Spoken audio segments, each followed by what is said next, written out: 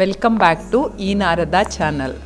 ಹಬ್ಬ ಹಾಗೂ ಶುಭ ಸಮಾರಂಭಗಳಲ್ಲಿ ಬಳಸಬಹುದಾದ ಅನೇಕ ರೀತಿಯ ಬ್ಯಾಕ್ಡ್ರಾಪ್ ಅಲಂಕಾರಗಳನ್ನು ನೀವು ಈಗಾಗಲೇ ನೋಡಿದ್ದೀರಿ.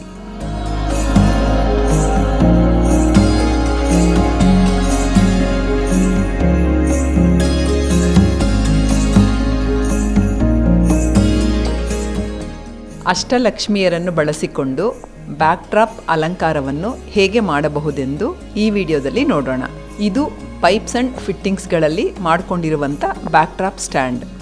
ಇದನ್ನು ನೀವೇ ಹೇಗೆ ಮಾಡಿಕೊಳ್ಳಬಹುದೆಂದು ಈಗಾಗಲೇ ಹಿಂದಿನ ವಿಡಿಯೋದಲ್ಲಿ ತೋರಿಸಿದ್ದೇವೆ. ಈ ವಿಡಿಯೋದ ಲಿಂಕ್ ಡಿಸ್ಕ್ರಿಪ್ಷನ್ನಲ್ಲಿ ಇದೆ.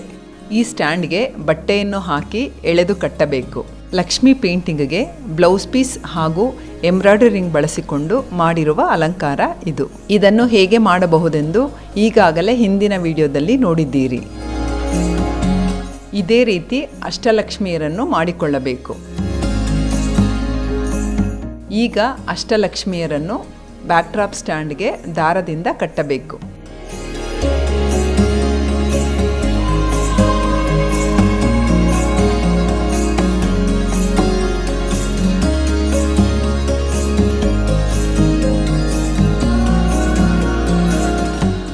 ಈಗ ಬ್ಯಾಕ್ಡ್ರಾಪ್ ಅಲಂಕಾರ ಮುಗಿದಿದೆ. ಈ ಬ್ಯಾಕ್ಡ್ರಾಪ್ ಅಲಂಕಾರವನ್ನು ವರಮಹಾಲಕ್ಷ್ಮಿ, ನವರಾತ್ರಿ, ದೀಪಾವಳಿ ಹಾಗೂ ಇನ್ನೂ ಅನೇಕ ಹಬ್ಬಗಳಲ್ಲಿ ಬಳಸಬಹುದು.